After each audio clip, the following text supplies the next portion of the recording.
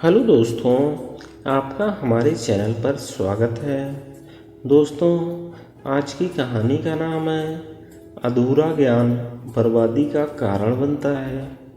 तो चलिए दोस्तों, कहानी को प्रारंभ करते हैं। एक समय की बात है, एक बहुत ही गरीब आदमी हुआ करता था। उसके पास सिर्फ एक छोटा सा खेत ही था, जिससे वह कुछ फसल उगाकर बेचता था और कुछ रोजी रोटी कमाता और अपने परिवार का पालन पोषण करता था।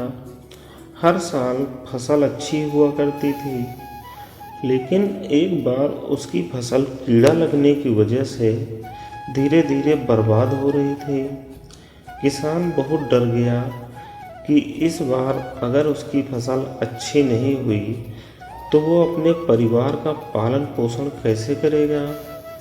वह किसान निराश होकर फसलों की दवाई की दुकान पर गया और दुकानदार से कहने लगा, मेरी फसल को धीरे धीरे कीड़ा खा रहा है, मुझे कोई ऐसी दवाई दीजिए कि मेरी फसल में लगा हुआ कीड़ा मर जाए और मेरी फसल अच्छी हो जाए।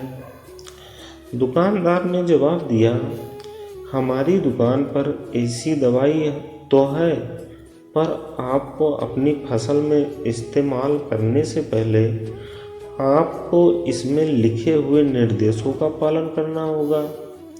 किसान ने कहा, कृपया करके मुझे वो कीटनाशक दवाई दे दें, मैं निर्देशों का पालन जरूर करूँगा।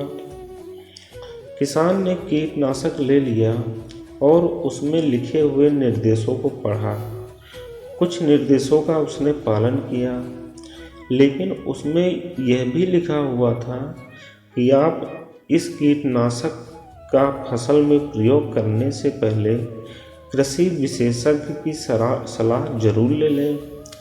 किसान ने सोचा कि सिर्फ लिखे हुए निर्देश ही काफ़ी हैं। इसके बाद किसान अपनी फसल में उस कीटनाशक का छिड़काव करने लगा, लेकिन उसने विशेषज्ञ की सलाह नहीं ली थी, जिसके कारण उसने कीटनाशक की ज़रूरत से ज़्यादा मात्रा में फसल में छिड़क दी। कुछ दिन बाद उसने देखा कि उसकी फसल बिल्कुल सूख गई है। अब उसके पास अपने परिवार का पालन पोषण करने के लिए कोई रास्ता नहीं था। अब किसान पछताया कि अगर उसने विशेषज्ञ की सलाह ली होती तो इस साल भी उसकी फसल अच्छी होती। दोस्तों, इस कहानी से हमें यह शिक्षा मिलती है कि हमेशा अधूरा ज्ञान बर्बादी का कारण बनता है। हमेशा संपूर्ण ज्ञान प्राप्त करके ही अपना कोई भी काम करें।